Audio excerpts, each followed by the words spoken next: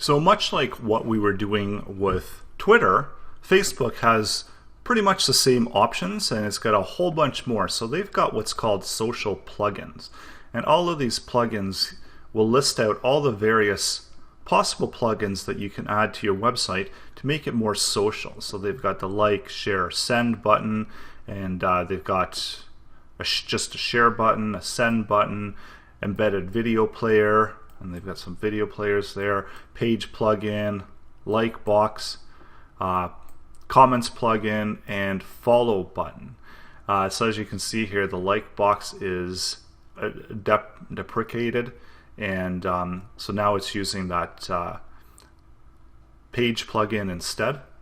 And so when I click on there, it can show you what the difference between the page plugins and that original like button. So it gives us a little bit more options here, where it gives us a URL, gives us a height there, width, and then we've got the ability to really to customize it. So we've got the ability to adapt the width. We can show and hide those faces.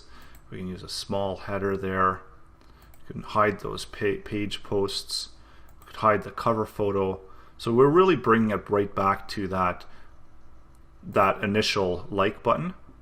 So here we go. So we've got it really broken back down into our like. So we've got our like, page, and share.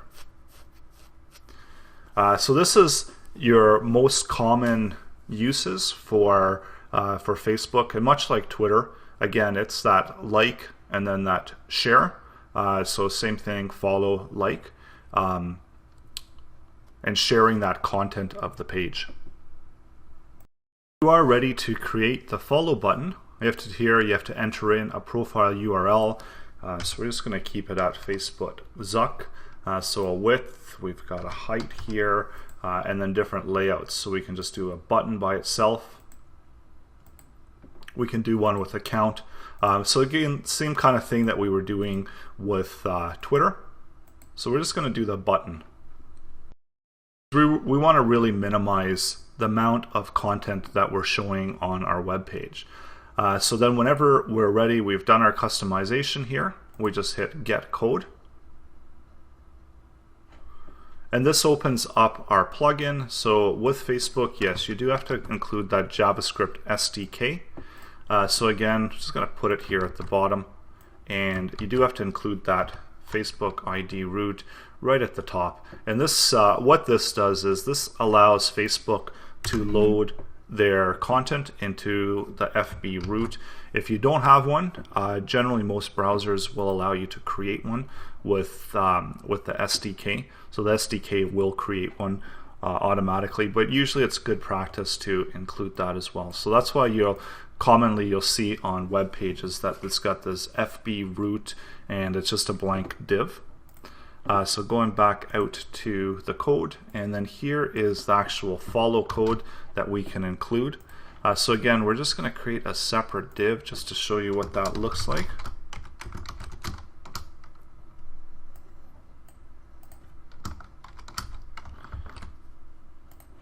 And saved. Now we go back out to our web page and refresh it.